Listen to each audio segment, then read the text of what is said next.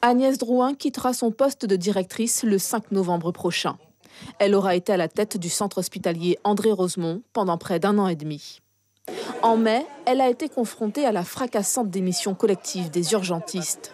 S'en est suivi 3 mois et demi de crise au cours de laquelle sa gestion a été pointée du doigt.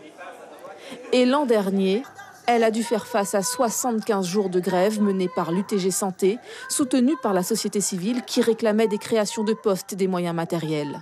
Des conflits sociaux qui pèsent sans aucun doute dans les motivations de ce départ.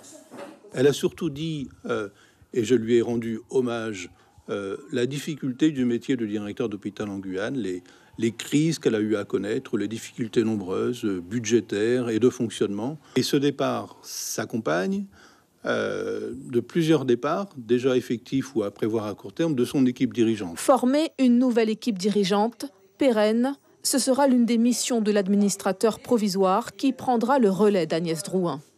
Cet administrateur provisoire sera nommé pour 6 mois, renouvelable une fois. Il sera épaulé par 2 adjoints. Tous 3 arriveront de l'Hexagone et sont rattachés à l'Inspection générale des affaires sociales. Leurs noms seront dévoilés mercredi prochain par les ministres de la Santé et des Outre-mer. Dans leur lettre de mission, il y aura des choses très attendues. Évidemment, la performance, c'est-à-dire concrètement la capacité de l'établissement à rester dans son budget tout en soignant convenablement les gens, mais la modernisation aussi. Vous savez, ces fameux 40 millions qui ont été obtenus dans le cadre des mouvements sociaux de 2017 et qui vont permettre de très très beaux aménagements, très très attendus pour l'hôpital de Cayenne. Le centre hospitalier André Rosemont avait déjà été mis sous administration provisoire de mai 2016 à avril 2017.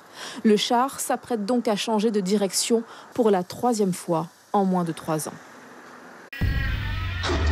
Suivez l'info sur Guyana Première, télé, radio et Internet.